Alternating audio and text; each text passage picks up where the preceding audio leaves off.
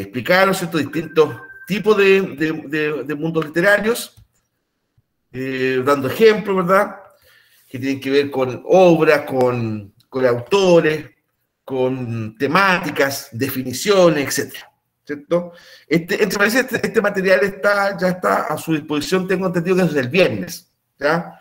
Preferimos, ¿cierto?, enviarlo con unos días de anticipación, de verdad, porque no para que ustedes ya hagan las preguntas en serio, sino que por lo menos lo tengan a mano, toda vez que ayer no tuvimos clases, ¿ya? Ese fue el objetivo. Así que le invito, ¿verdad?, a repasar un poco los contenidos de los mundos literarios.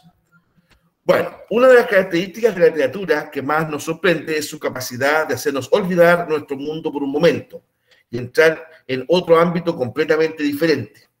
De alguna forma, la literatura nos permite crear realidades paralelas a partir de la ficción, ¿no es cierto?, que sale, ¿verdad?, de la imaginación de un escritor, de una escritora, ¿verdad? Nosotros podemos ir creando en nuestras mentes un mundo distinto, un mundo, como dije recién, tal vez paralelo, ¿ya? Que muchas veces recoge elementos objetivos, pero a partir de ellos nos hace viajar, ¿verdad?, por una realidad distinta, ¿verdad?, no concreta. Entonces, de alguna manera, ¿verdad?, los mundos literarios nos permiten ampliar el pensamiento, ¿cierto?, hacia mundos que no existen en términos físicos, pero sí en términos de nuestra mente. En estos universos viven personajes que desconocemos y que a veces habitan épocas distintas a la nuestra, o incluso ambientes en los que suceden cosas que nos desconcertarían en nuestra realidad cotidiana, ¿ya? Eso también es importante señalarlo, ¿verdad? Si, por ejemplo, no sé, a ver, tú estás leyendo una novela de caballeros andantes, ¿verdad?, de espada, de héroes, heroínas, ¿no es cierto?, doncellas, etc. Y de repente leemos un dragón. Los dragones existen, ¿ya? Es un reptil, ¿verdad? Siempre que más me acuerdo de ese famoso dragón de Komodo, en Asia. Ya, pero ese dragón, perdón, no lanza fuego por sus fauces, ¿ya? Ese dragón mítico que un caballero lo enfrentó en una caverna, ¿verdad? Todo eso es propio de la literatura. Entonces, como ahí dice, claro, si en términos diarios o cotidianos nos encontráramos con un dragón que tira fuego por sus fauces, ¿verdad?, obviamente nos provocaría una tremenda desconcertación, ¿ya? Estaríamos en medio, ¿verdad?, de una cosa inimaginable, ¿te acuerdas? Y no sabría cómo reaccionar correctamente. Bueno, ahora, ¿qué es un mundo literario? Como algunas obras literarias presentan elementos, podemos, en cuanto a los mundos que configuran, clasificarlos en tipos, ¿ya? Lo importante es que sepas que una misma obra puede presentar rasgos de varios tipos de mundo al mismo tiempo, pero que siempre uno predomina sobre los otros, ¿ya? Claro, en una obra literaria, voy a hacer una novela, un cuento, ¿verdad?, una fábula, o lo que sea, como ahí dice, puede presentar distintos tipos de mundos literarios, pero hay uno que predomina, y ese que predomina le da la categorización a la obra completa, aunque obviamente puede tener algún rasgo, ¿verdad?, de otro mundo literario, ¿cierto? Ahora, para clasificar los tipos de mundos literarios, ¿cierto?, existen dos clasificaciones de estos tipos de mundos. Primero, según el tipo de realidad que representan, ¿sí?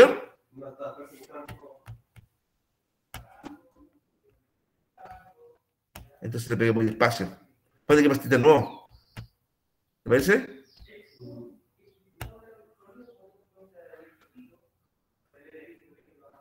Ya, veo muy despacio. ¿Te parece que estamos de nuevo?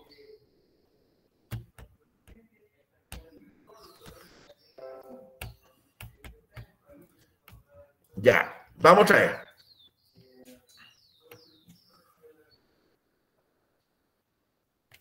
Bueno, el mundo literario es una característica de la literatura que más nos sorprende, ¿ya? Por ejemplo, es la capacidad de hacernos olvidar nuestro mundo por un momento y entrar en otro ámbito completamente diferente, ¿no es cierto? Nuestra vida, nuestro mundo se basa en una cotidianeidad, ¿de verdad? Somos personas cotidianas que vivimos en un mundo concreto. Entonces, el mundo literario nos permite entrar, ¿no es cierto?, en un mundo distinto, con lógica distinta, con episodios distintos, con personajes diferentes, ¿ya? En estos universos viven personajes que desconocemos, que a veces habitan épocas distintas a la nuestra, o incluso ambientes en los que suceden cosas que nos desconcertarían de nuestra realidad cotidiana, ¿cierto? Por ejemplo, si en un momento dado, uno está leyendo, ¿verdad?, una novela, ¿cierto?, de caballeros. Estoy pensando en un Excalibur, estoy pensando en Lancelot, la mesa redonda del rey Arturo y los caballeros. Y uno de ellos se enfrenta a un dragón que lanza fuego con sus fauces. Yo les planteo, ¿verdad?, que el dragón como reptil existe. ¿Ya? Existe un animal, ¿verdad?, más famoso, el dragón de Komodo en Asia, que se le denomina como tal. ¿Ya? Pero un dragón que lance fuego por su fauce, ¿verdad?, eso es mítico. No existe eso. No existe nunca. Por lo menos no se tiene la comprobación de que existió. Así que, ¿qué es lo que se señala? Que si nosotros nos encontráramos, por ejemplo, con un personaje o con un elemento de esas características en la vida cotidiana, obviamente entraríamos en una tremenda desconcertación, ¿ya? Porque no esperaríamos que nos pasara una cosa así, ¿ya? Entonces, el mundo literario nos conecta, por así decirlo, con elementos que no encontramos y que difícilmente encontraríamos en nuestra vida cotidiana, en nuestro mundo físico real. Como algunas obras literarias presentan elementos comunes en cuanto a los mundos que configuran, podemos clasificarlos en tipos, ¿ya? Los tipos de mundos literarios. Lo importante es que sepas que una misma obra puede representar rasgos de varios tipos de mundo al mismo tiempo, pero que siempre hay uno que predomina sobre los otros, ¿ya? Sobre los otros. Claro, por ejemplo, una novela, un cuento, puede tener o puede hacer referencia a distintos mundos literarios. Sin embargo, uno, ¿verdad?, es el que predomina y le da la clasificación a la obra completa. Ya, existen dos clasificaciones de tipo de mundos. Según el tipo de realidad que representan, puede ser una verdad, o según el efecto con que su representación se persigue, ¿ya? Y distinguimos, ¿cierto? Por ejemplo, según el tipo de realidad que representan, se diferencian por los espacios, acciones y personajes que forman parte del mundo representado, ¿ya? Ahí tenemos dos tipos, de acuerdo al tipo de realidad. Por ejemplo, el mundo cotidiano, ¿ya?, el mundo onírico y el mundo mítico. ¿Ya? El mundo cotidiano, el mundo onírico y el mundo mítico. ¿Ya? ¿Qué se entiende por mundo cotidiano? Y ahí tenemos un ejemplo de alguna serie de televisión, incluso me parece que ese es Malcolm, ¿verdad? Los 80, claro. Acá Papelucho, la famosa novela de Marcela Paz, ¿ya? Rurú dice basta. No ubico la autora, dice algo de José Faraos. Ya, son aquellos relatos que representan el diario vivir de cualquier persona en una época y comunidad determinada. Utiliza la descripción objetiva y detallada de los objetos, paisajes, acontecimientos y acciones en donde se desenvuelven los personajes, ¿ya?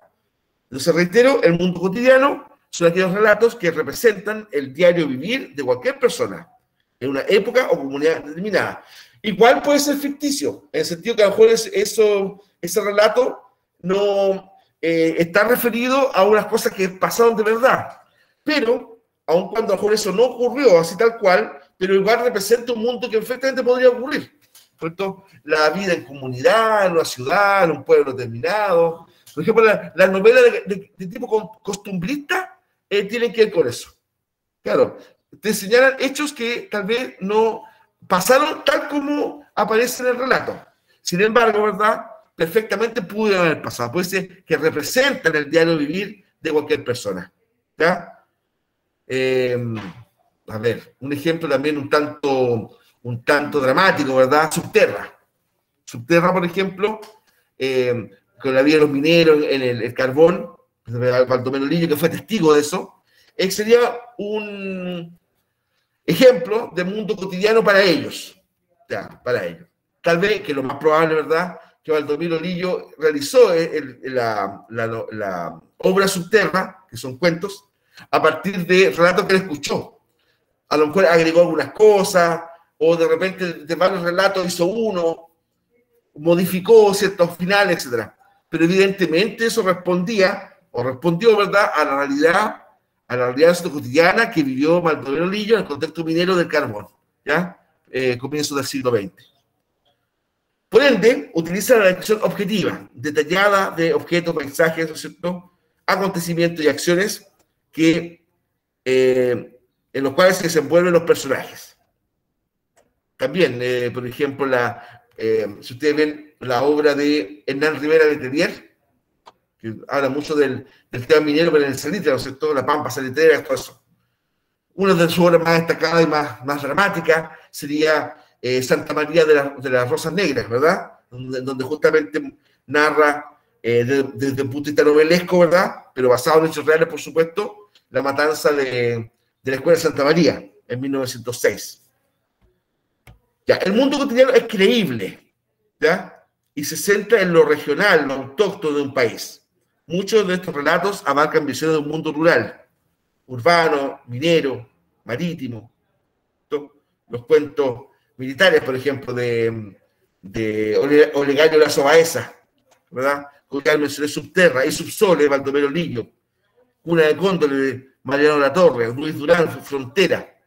Los cuentos de Luis Durán también pertenecen a este mundo, el mundo cotidiano, ¿cierto? Luis Durán tiene una obra clásica en 7 cuentos, en donde cuentos tales como Afuerinos, ¿ya? Vino Tinto, María de los Perros, etc.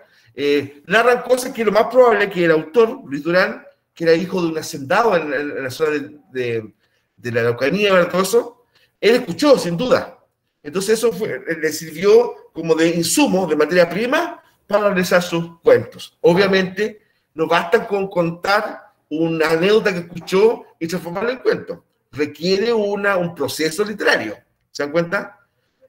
Por eso es que los autores de este género, ¿verdad?, o subgénero, que sería lo cotidiano, costumbrista, de todas maneras deben tener una formación literaria, porque si no un relato se torna monótono o repetitivo, ¿verdad?, o no contable desde el punto de vista de una obra, lo que implica una obra literaria.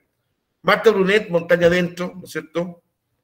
También Marta Brunet es una destacada novelista y cuentista chilena, que es la base de su obra, especialmente cuentos de tipo cotidiano, del mundo cotidiano. ¿Ya? Ahora, el mundo onírico. ¿Ya? En general, onírico tiene que ver con los sueños, ¿verdad? Eso,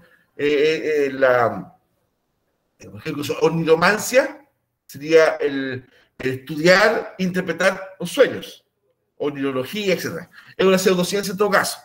Pero el punto de vista literario es bastante importante. Dice, cada vez que encontramos un texto que en algún hecho nos provoca la sensación de extrañeza y de que aquello no sucede en la vida real, estamos frente a un tipo de mundo onírico. ¿Ya? Claro, el sentir que lo que tú estás leyendo, ¿verdad?, a diferencia del, por ejemplo, del mundo cotidiano, no podría entrar en un contexto de vida real. Eso se denomina mundo onírico. Esta nueva visión abandona el universo ordenado según la ley de causa-efecto, convirtiéndose en uno confuso, inestable, contradictorio, cambiante, inesperado, gobernado por la interioridad, de la cual proceden el sueño, los instintos y las intuiciones. ¿Ya? Entonces, los textos, ¿verdad?, literarios que derivan del mundo onírico, no hay que aplicarle, por ejemplo, las lógicas del mundo cotidiano tal cual, ¿ya? Del mundo factual, del mundo objetivo. Ya el mundo onírico en esencia es fantasía, sueños. De hecho, repito, la palabra onírico tiene que ver con sueños, los sueños. El mundo onírico se separa de todos los otros por mantenerte cautivo dentro del relato, con duda de si en realidad está despierto o es un sueño. Entonces, eso es como una de lo mágico del mundo onírico, que uno está con la duda si esto es verdad o no. En ese sentido, por ejemplo, yo evoco a Niebla de Miguel de Unamuno, que tú lees pasajes, por ejemplo, de Niebla de Miguel de Unamuno, y al rato uno se da cuenta de que lo que está hablando es una fantasía del autor, por ejemplo, o del personaje, Augusto Iglesias, el personaje central, ¿verdad? Augusto Iglesias. Entonces, eso es lo interesante de este tipo de género, de esta propuesta. Ya, el mundo mítico. Los mitos son relatos orales, anónimos, que sirven para explicar sobrenaturalmente el origen de algo que no está claro. Esto lo pasamos justamente cuando pasamos el mito, así tal cual, decíamos, ¿verdad?, que en el fondo los mitos son intentos de explicación de fenómenos que la distinta cultura a lo largo del tiempo, ¿verdad?, no se pueden explicar. Por ejemplo, la creación, ¿verdad?, el relato, ¿no es cierto?, del paraíso terrenal, todo eso, el relato mesopotámico, un botón de muestra, ese concepto de diluvio universal, que en el caso del cristianismo, ¿verdad?, y del mundo del judaísmo, habla, ¿verdad?, de que Yahvé, ¿no es cierto?, hizo llover o mandó agua durante 40 días y 40 noches, esto provocó la extinción de la humanidad, pero un señor llamado Noé y sus hijos y su esposa, sus nueras, lograron en un arca concentrar un animal macho, un animal hembra de todas las especies, ¿verdad? Todas las especies. Bueno, eso evidentemente es un mito, pero ocurre que increíblemente está presente en varias, con distintas versiones, ¿verdad?, y detalles, pero eso de grandes diluvios, por ejemplo, está presente en distintas religiones. Los mesopotámicos tienen su diluvio, ¿verdad? Por ejemplo, los griegos también tienen su diluvio. Ahí no era un grupo de una familia numerosa, sino que era una pareja, digamos, de Eucalión y Pirra, que también son y vivieron un diluvio. ¿ven? Los mayas también tienen diluvio, etc. Entonces, probablemente a lo mejor ocurrió en algún momento dado lluvia de esa naturaleza, de características y consecuencias catastróficas, ¿verdad?, que dieron origen mítico, religioso, a estos llamados diluvios universales. Obviamente las características, el detalle, por ejemplo, de eso lo transforma justamente en mito. Es materialmente imposible que una persona logre en un arca reunir a todos los animales, machos y hembras, de todas las especies, por ejemplo. Independiente de cualquier tema alimenticio, relación entre ellos, porque estamos ahí al arca, ¿verdad? Y su ingresar depredadores, como leones, tigres, ¿verdad? Supuestamente, ¿verdad? Usted tiene que lo separar muy bien, y tampoco no es tan simple subir a esos animales a un arca. Bueno, entonces, ahí se nota, ¿verdad?, que es un intento de explicación, ¿verdad? No desde la lógica, sino que desde una verdad religioso-filosófica, ¿ya?, que nos plantea, ¿verdad?, en este caso el Génesis, mito. Posee un carácter religioso, como acabo de decir, ya que alude a las deidades grecolatinas, dioses griegos, romanos, ¿ya? También suele contar con la presencia de seres mitológicos, unicornios, centauros, pegasos. Ustedes dirán, por ejemplo, las crónicas de Narnia. Bueno, las crónicas de Narnia ciertamente estarán dentro de un mundo mítico. Claro, evidentemente decimos. ¿Ya? Estos dos mundos, el mal representado por la bruja, ¿verdad?, y su ejército, el bien, representado en este caso por estos hermanos, ¿cierto?, que se alían a este león Aslan, ¿verdad?, y todo su grupo de seres mitológicos. Los centauros que pelean ahí por la bruja, los minotauros pelean por la bruja, los centauros pelean por Aslan. Entonces, evidentemente, ambos son seres mitológicos que nunca existieron, ¿te das cuenta? Existieron solamente en las tradiciones mitológicas, las culturas, ¿ya? En Grecia, distinto, por ejemplo, de estos seres, en los minotauros, por ejemplo, cabezas de toro y cuerpos de hombre, el más famoso es el que mató Teseo, en la isla de Creta, ¿ya? Hubo centauros buenos y malos. Centauros, en la mitología griega, centauros buenos y malos. El centauro Quirón, que fue preceptor y maestro de Heracles, llamado también Hércules, ¿verdad?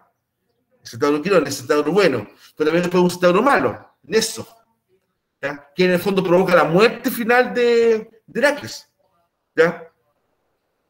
Entonces, ¿se dan cuenta? Estos seres, ¿verdad?, son inventados. El Pegaso, un caballo alado, que fue la cabalgadura de Teseo, de Perseo, el centauro Pegaso.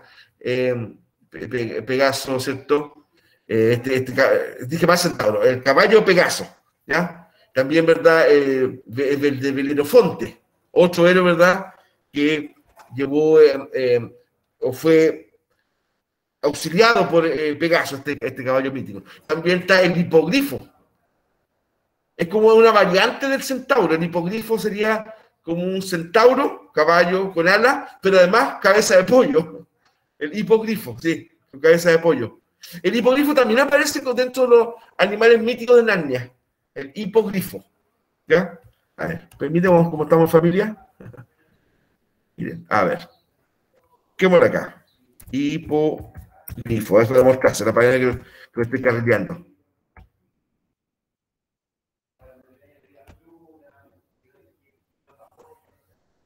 Este es un hipogrifo. ¿Eh? Tiene elementos de pájaro, de ave, patas de caballo, alas, ¿verdad? Se encuentra el hipogrifo. ¿Cómo? Claro, exactamente. Busquemos otro hipogrifo, más sofisticado. Este es monstruoso, ¿va? Hipogrifo. Ya, y por ejemplo acá, que yo decía adelante, Pegaso. Este es bueno, en la mitología griega. Pegaso, ¿eh? Este es un Pegaso idealizado, ¿va? Blanco, siempre el blanco color como de la bondad, ¿ya? Blanco en ala, hermoso. Es que fue cabalgadura tanto de Perseo como de Belerofonte, ¿cierto? Volvamos a los malos, el Minotauro. Minotauro. Un ser monstruoso. ¿Ya? Claro. Este Minotauro de Perseo, ¿eh? Hombre monstruoso, cabeza de toro, peleando con el héroe Teseo. ¿Ya? El centauro.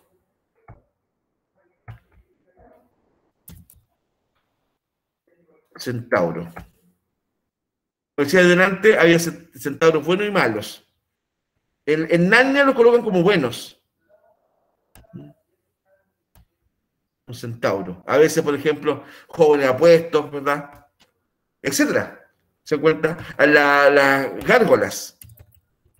Aquí es lo último que muestro, gárgolas. Mujeres monstruosas, ¿no? Seres, ¿verdad? Del mal. Incluso en algunas catedrales mostraban las gárgolas. ¿Se dan cuenta? Incluso se han llevado al cine, por ejemplo, las gárgolas de Van Halen. No es Van Halen,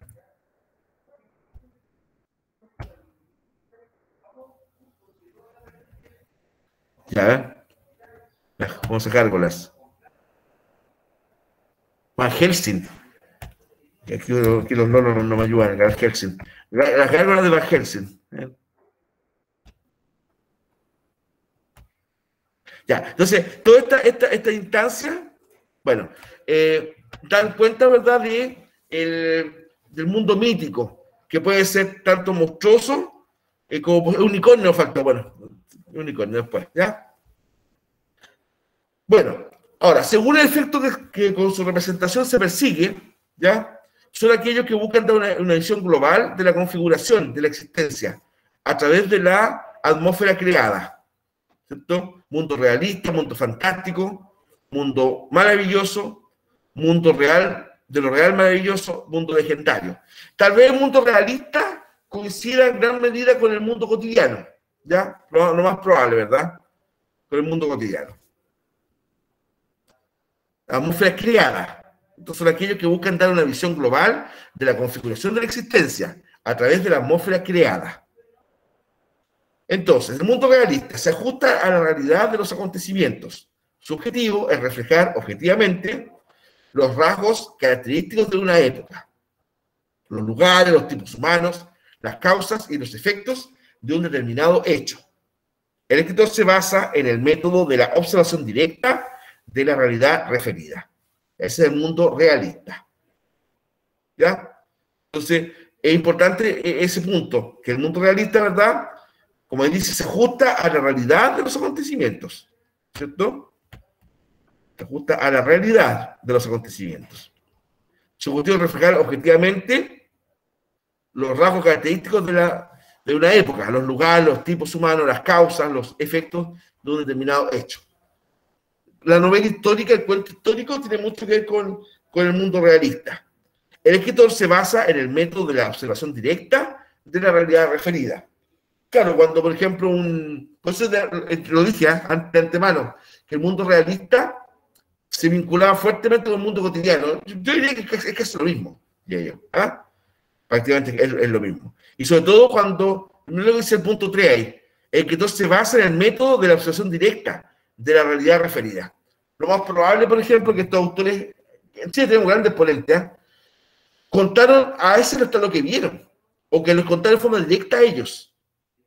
Ahí cabe, ¿verdad?, nuevamente citar a Baldomero Lillo, a Rivera Letelier, ¿no es cierto?, y otros. Luis Durán.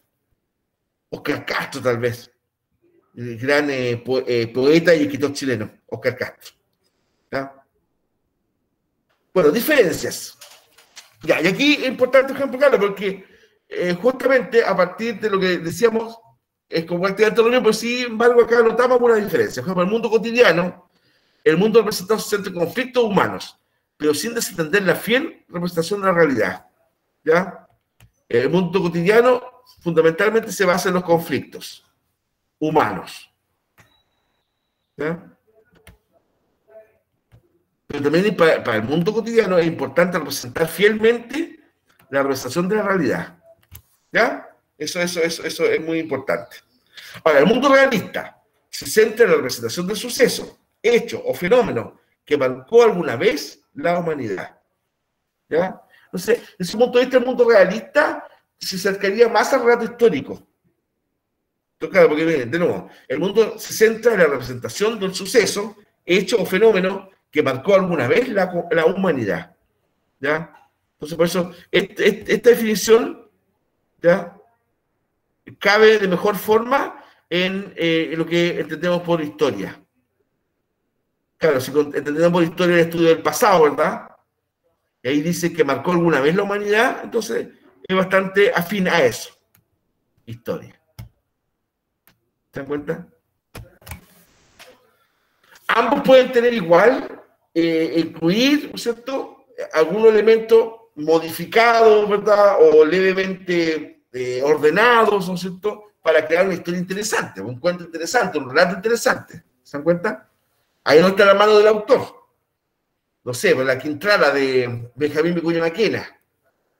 Está claro y se dice que eso fue la razón de por qué hoy día la Quintrala tiene esa fama, que fue la pluma generosa de Benjamín Vicuña Maquena, que agregó a doña Catalina de los Ríos Sinispe, que es verdad, muchas características que no eran propias, ¿ya?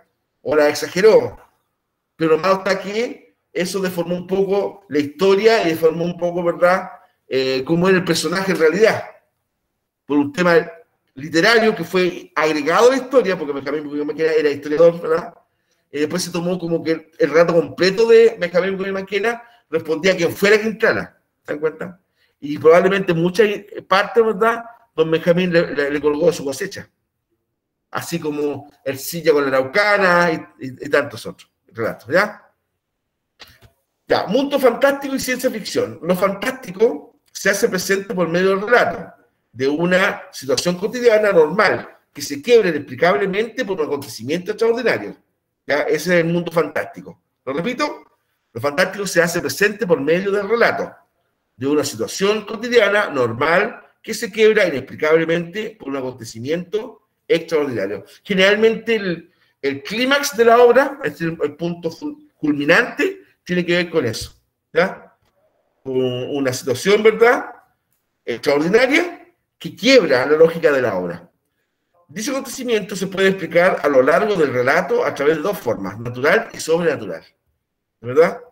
Entonces, los fantásticos tienen partes que son naturales, ¿verdad?, que obedecen a las lógicas normales, por así decirlo. En cambio, o mejor dicho, más adelante, dentro del relato, ¿verdad?, del mundo fantástico, proviene, y a partir de eso, algo sobrenatural. ¿Ya? Algo que sabe de antemano que no obedece a las lógicas, ¿verdad?, naturales. De repente, por ejemplo, el tema de la caja de Pandora, por ejemplo. ¿Cierto? Que una joven, ¿verdad? O ánfora de Pandora. Ella, ¿verdad? Pensando, ¿cierto? Que en esa ánfora había riqueza o situación que a ella le podía beneficiar, ¿cierto? Abre esa ánfora y ahí en esa ánfora los dioses habían encerrado todos los males de la humanidad. Y salen, ¿no es cierto? Los males, salió la envidia, salió la maldad, salió, ¿no es cierto?, la soberbia, etc. Pero también dentro de la ánfora, y fue lo último que salió una golondrina verde, que es la esperanza. ¿Ya? Entonces, evidentemente eso, claro, el rato previo a que Pandora abrió la ánfora, o caja de Pandora, bueno, era como natural. La vida de una mujer, no sé, de su contexto, familia, sociedad, de la época de la Grecia arcaica. Ya estamos hablando. Bueno, pero después se produce un quiebre ahí. Y ese quiebre, ¿qué lo da? Lo da, ¿no es cierto?, cuando Pandora abre el ánfora o caja. ¿Ya? Ahora, el mundo maravilloso es un mundo que escapa a las leyes espacio-temporales a las que están sujetos los seres humanos y la naturaleza.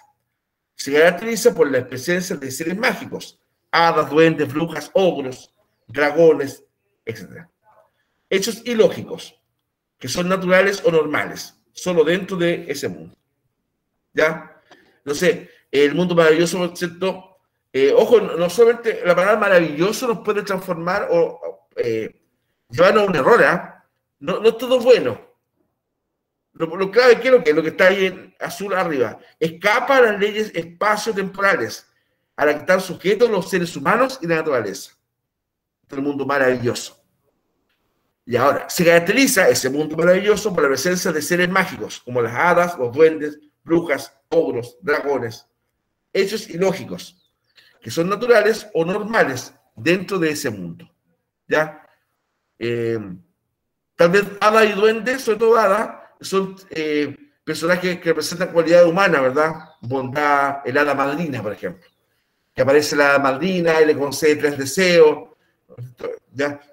A Cenicienta, la cual era constantemente abusada, en el sentido de maltrato, ¿verdad? Que le daban sus hermanastras y su madrastra, especialmente su madrastra.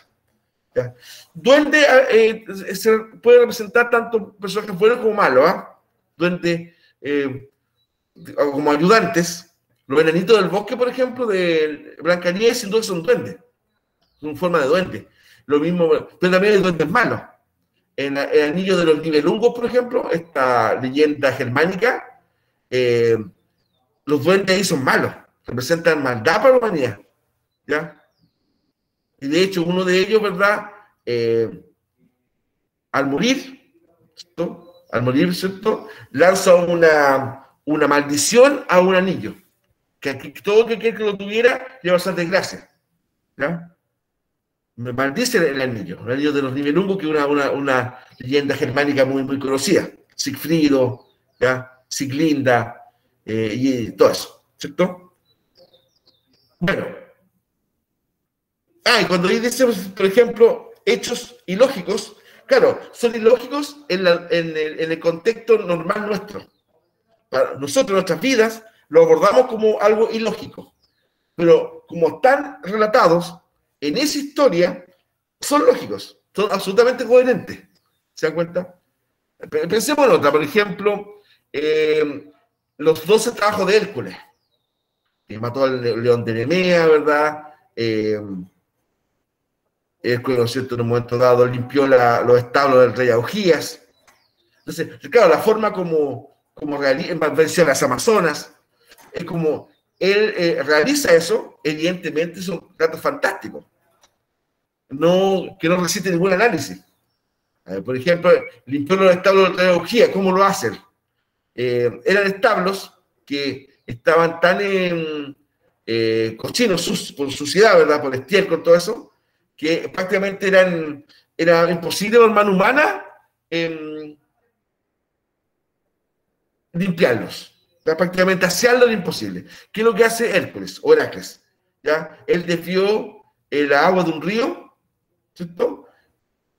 Y desvía la agua del río Eurotas, me parece, el río Eurotas, ¿sí? Y con esa agua inunda los establos del río Augías y los limpia, etc.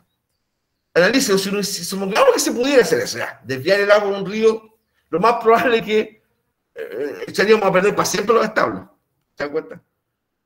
No solamente los limpiaríamos de excremento, el estiércol, ¿verdad? Sino que prácticamente está inservible, una cosa así. Ha pasado aquí, en zonas cercanas, ¿verdad? Que un río inunda un recinto y prácticamente el recinto no, se perdió para siempre, ¿verdad? Hay que hacer otro. Bueno, pero ahí el mito utiliza esa forma, ¿ya? Pero con el sentido que sí le resulta a Hércules, ¿verdad? O Heracles, limpiar los establos inmundos, ¿verdad? De esa forma, por el río Eurotas. ¿Cierto? Bueno, como ahí dice, los hechos ilógicos en el contexto que están dichos ahí son ilógicos. Ahora, ¿qué diferencia existe entre el mundo fantástico y el mundo maravilloso? Ya, el mundo fantástico trata de buscar la verosimilitud, parecerse a realidad. En cambio, el mundo maravilloso no busca la verosimilitud, ¿ya? Que es una realidad, una realidad, ¿verdad? Mítica, mágica, paralela, pero que no busca parecerse a la realidad nuestra. Después, como los lectores nos produce un sentimiento de duda, de posibilidad, ¿cierto? Como lectores sabemos que estamos presenciando un mundo que es imposible de materializarse en la realidad. O sea, el mundo fantástico, siendo irreal, ya, siendo propio, ¿verdad?, de un relato novelesco, todo eso, pero podría ser cierto. En cambio, el mundo maravilloso uno sabe de antemano que no es cierto. ¿Ya? También el mundo maravilloso implica un contrato lector-mundo representado. Claro, evidentemente el mundo maravilloso, ¿verdad?, implica previamente que el lector sea receptivo a ese mundo. Claro, pues si uno parte de la base de un escepticismo absoluto, solamente va a leer tonteras nada más. O que cosas que uno siente que son tonteras, ¿se dan cuenta? Entonces, por eso dice contrato. Esta palabra contrato hay que entenderla así como un mínimo de acuerdo ahí. Ese mínimo de acuerdo puede ser explícito o implícito, ¿eh? Claro, pues si yo, por ejemplo, quiero leer la novela Crónicas de Narnia, tengo que partir con la actitud mía de saber que lo que ahí voy a leer no es cierto. Se lo puedo abordarlo desde una lógica, ¿verdad?, irónica o miradores menos de ese rato, ¿no? Porque es un género, ¿verdad?, fantástico. En este caso, maravilloso. Por lo tanto, ¿verdad?, debería abordarlo como tal. Porque si no es así, consejo que mejor no lea ese género. Es como, por ejemplo, para que se entienda lo que estoy diciendo, ¿eh?, leer o ver una novela o una película de terror, por ejemplo, no gustándome, por ejemplo, las escenas de espanto. Oye, entonces, me reiría, entonces, ¿para qué ve esa cosa? ¿Para qué va a pasar el Drácula de Coppola, la verdad, a sabiendo que no se puede dormir la noche? ¿Ya?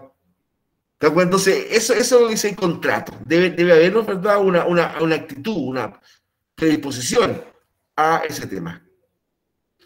Ahora, el mundo legendario. Este tipo de relato pertenece inicialmente a la tradición oral y anónima. En algunos casos se basa en hechos históricos, en otros es producto de la fabulación popular en que es posible advertir rasgos fantásticos o maravillosos. Por lo general, de raíz típica de la cultura del lugar. ¿Ya? Claro, originalmente el relato legendario, ¿cierto?, pertenece a la tradición anónima. ¿Ya? Y después se vuelve o se puede volver una obra literaria. Repito, en algunos casos se basa en hechos históricos, en otros es producto de la fabulación popular, en que es posible advertir rasgos fantásticos o maravillosos. ¿Ya? Entonces, claro, el fondo de un relato del mundo legendario, o relato legendario, ¿verdad?, pueden ser históricos, reales, cosas que ocurrieron de verdad. La guerra de Troya, ¿verdad?, está claro que hubo una confrontación armada entre Troya y algunas poligriegas, pero de que haya terminado la ciudad como terminó, ¿verdad?, los príncipes que aparecen, ¿no es cierto?, en el relato de Homero, incluso muchos señalan que ni siquiera Homero existió, ¿ya? Que Homero, ¿verdad?, este supuesto autor de la Ilíada, ni siquiera él existió. Que todo lo que sale ahí es fantasía, ¿ya?, o poesía épica, etc. Bueno, hoy día se piensa que ninguna de esas cosas son tan así.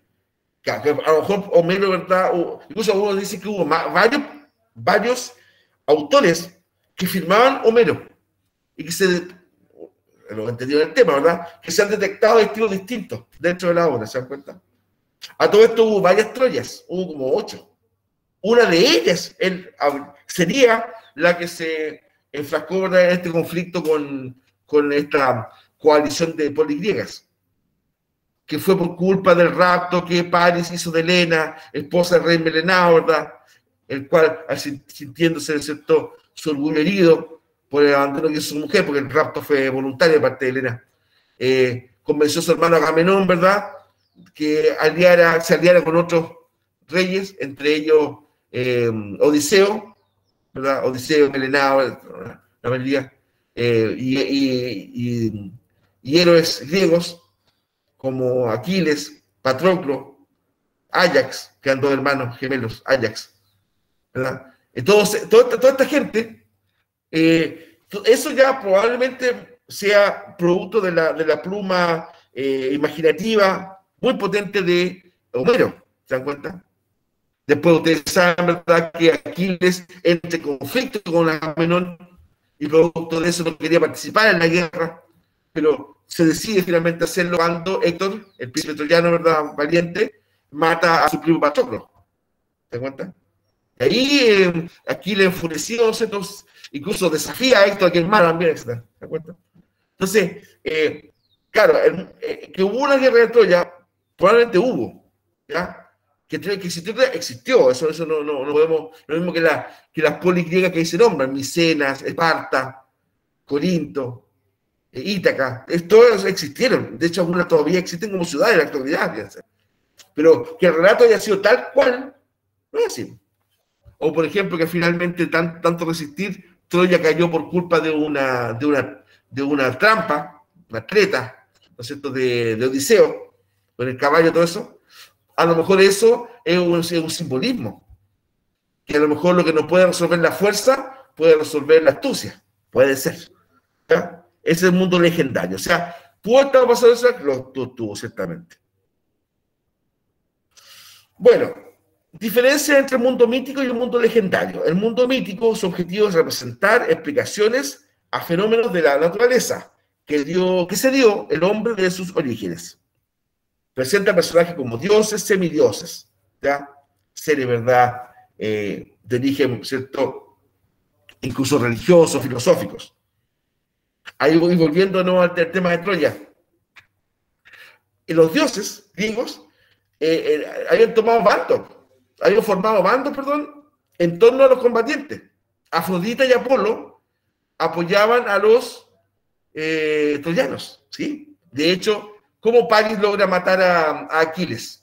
Por el flechazo del talón. Porque Apolo dio la flecha. ¿Se dan cuenta? Afrodita, ¿cierto? Afrodita fue como una de las responsables de la guerra. Porque ella, ¿cierto?, le entrega a Paris, en el fondo, el tema de que Helena era la mujer más hermosa del mundo, ¿verdad? Y como Paris le eligió a Afrodita, la diosa más bella de todas las diosas del Olimpo, en recompensa de eso, Afrodita ayuda a Paris, ¿verdad?, a raptar a Helena. Ya. O sea, repito, Afrodita y Apolo apoyaron a los troyanos, pero el resto de los dioses griegos no. Está aparte de los griegos, ¿se dan cuenta?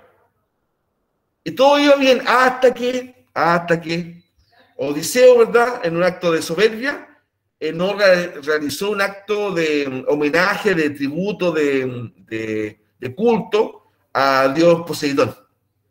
Al momento de regresar, ¿verdad?, a su patria, molesto, ¿verdad?, por lo que había vivido todo eso, digo a decirnos, ¿verdad?, que no, porque él y sus compañeros habían vencido a los troyanos gracias a ellos mismos, no por los dioses. Pero se negó a hacer una ceremonia ritual a favor del dios Poseidón, que era el dios del mar, al cual había que apaciguar, ¿verdad?, para tener, ¿no es cierto?, un viaje tranquilo. Ya, pues el tema está que tanto se enojó Poseidón por eso, que le hizo la vida cuadrito a Odiseo. Un viaje que era tranquilo, ¿verdad?, se demoró como 20 años. ¿Ya? Y cuando llega, ¿no es cierto?, Odiseo a su natal Ítaca, se encontró que su hijo estaba grande, una serie de pretendientes, ¿verdad? Disputaban la mano de la reina Penélope, y todo lo que implica, el tejido, ¿se acuerdan de esa historia del tejido de Penélope, ¿no, verdad? Que ella había dicho ya, porque tenía la esperanza que Odiseo iba a volver. Y ella dijo, bueno, cuando termine de tejer lo que estaba haciendo ese instante, un tejido, ¿cierto? Un charto, no sé, poncho, pongámoslo, en palabra americana, iba a elegir ya marido porque estaba claro que su esposo había muerto. Pero ella en la noche, ¿qué es lo que hacía Penélope? Deshacía todo lo que había tejido en el día. Por lo tanto, eternizó el tema de esperar hasta que vuelve Odiseo, ¿verdad? Y se encuentran estos pretendientes, se habían tomado el palacio prácticamente. Y con la ayuda de su hijo Telémaco y con el fiel servidor Laertes, mata a su padre, Laertes, perdón, mata, ¿no es cierto?, a flechazo limpio, mata a todos estos pretendientes de la reina. ¿Ya? Bueno, eso en términos, ¿verdad?, del mundo legendario. ¿Ya? El mundo legendario, el objetivo es representar grandes hazañas del hombre como batallas memorables. Presenta personajes humanos heroicos que se destacan por poseer características sobrehumanas. ¿Claro? Por ejemplo, un héroe de un mundo, de un texto del mundo legendario puede ser un hombre común, ¿ya? Pero algunas de sus cualidades lo hace ser un tipo destacado, ¿verdad? Y este asunto por ejemplo, de estos superhombres que tenían una fuerza hercúlea, está presente en varias leyendas del mundo antiguo. Haciendo una analogía, yo no digo que esto sea mentira por si acaso, tengo el más grande de los respetos por la religión, ¿ya? Pero si uno toma Sansón, el héroe Sansón, ¿no es cierto?, de los judíos, ¿verdad? Hércules, es como una versión bastante similar. ¿Te das cuenta? ¿Cómo muere, ¿no es cierto?, Hércules? En el fondo, por culpa indirecta de Deyanira. Claro, Deyanira, la esposa de Hércules, ¿verdad?, la cual fue raptada por el centauro Neso, porque se había enamorado de ella, ¿verdad?, intentó raptarla al centauro, y Hércules se da cuenta, toma un arco y mata al centauro de un flechazo. Y cuando estaba agonizando, le dice, señora, le dice a Deyanira, moja mi toga, le dice, o tu toga en mi sangre, y cuando siente que tu esposo te está haciendo infiel o ya no te ama, dile que se la coloque, ¿ya? Y ahí recuperará su amor. Le dice el centauro y muere. Al tiempo después, ¿verdad?, Deyanira siente que justamente que Hércules la está engañando, ¿verdad? Y se acordó de este tema, va a un armario, saca esta toga o prenda y le pide a Hércules que se la coloque. Y él lo hace, ¿verdad? Y lejos de recuperar el amor, empieza como a quemarse, ¿ya? Y de esta forma muere Hércules. Incluso es más, para agregarle más dramatismo, hay una versión de esta leyenda que en medio furiante, o sea, que los griegos cremaban a sus muertos, Deyanira a caballo se lanza, abraza al cuerpo ardiente de su esposo y muere con él. O sea, trágico a más no poder. Pero en el fondo, Hércules muere a consecuencia de una acción de su esposa. ¿Y cómo muere Sansón? Producto de la traición de su pareja. ¿Ya? Claro.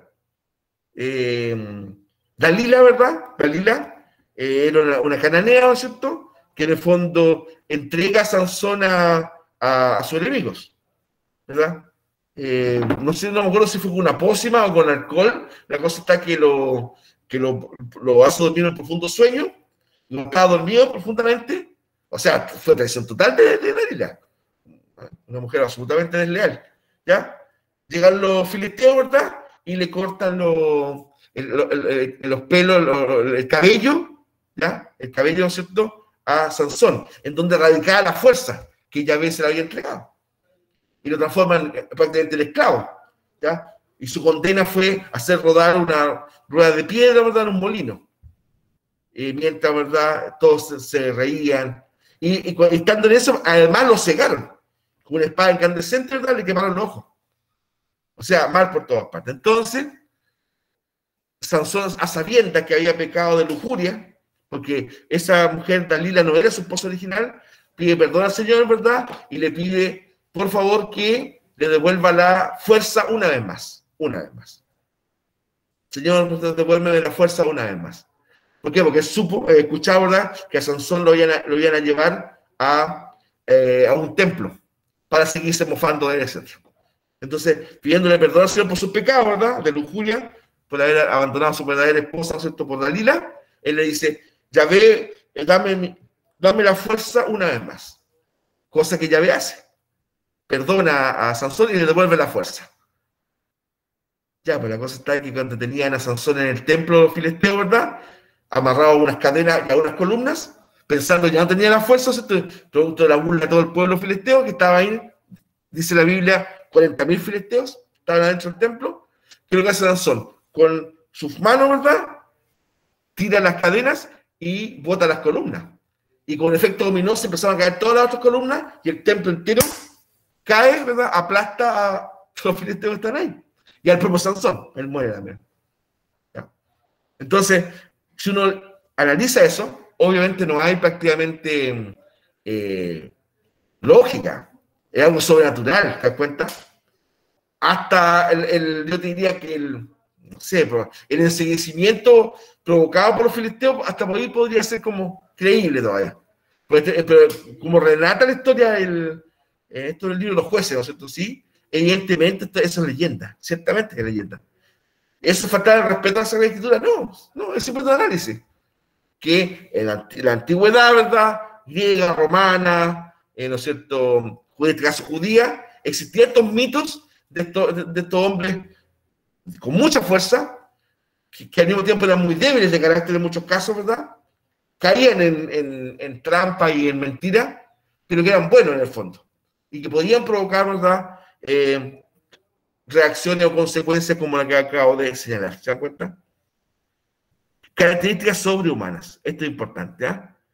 Seres humanos, ¿verdad?, que tenían características sobrehumanas, absolutamente sobrehumanas. Bueno, y ahí tenemos, perfecto, pregunta esencial 28, la última del año, muchachos, se las dejo ahí. Explica la diferencia entre el mundo cotidiano y el mundo onírico. De un ejemplo de cada uno. Explica la diferencia entre el mundo fantástico y un mundo maravilloso. Ya, muchachos, esto está. Pero el aporte, ¿no es cierto?, un ejemplo cada uno. Si solamente se limitan, ¿no es cierto?, a copiar lo que aparece en el Power, la verdad es que no tendría mucha gracia y por ende no sería bien evaluado. ¿Ya? Pero esto parece tal cual, la diferencia entre el mundo cotidiano y el mundo onírico, ¿ya? O para usted lo puede ver, mundo fantástico, mundo maravilloso. La Ilíada, obra que yo hablé bastante este PPT, de esta clase, ¿corresponde al mundo mítico o mundo legendario? ¿Ya? ¿A cuál de los dos? Y decir brevemente por qué. ¿Ya? Decir brevemente por qué. Eso, ¿alguna consulta, alguna duda? Nos quedan 5 minutitos, tal vez podríamos aprovecharlo para, a lo mejor, completar alguna de las preguntas esenciales, alguna idea, ¿verdad?, de eso. Se las dejo ahí en pantalla, ¿ya? Pero quedo receptivo a que usted me haga una consulta de este último PPT y clase del año, ¿ya? Obviamente el día de mañana seguiremos desarrollando, ¿verdad? Si quiere, Benjamín, le puedo sacar una foto a esa pregunta que está ahí, para que sea más fácil, o si no las copia a mano, no hay problema, quedan 5 minutos, ¿ya? Bien, pues entonces, ya voy a detener la presentación la voy a mantener ahí porque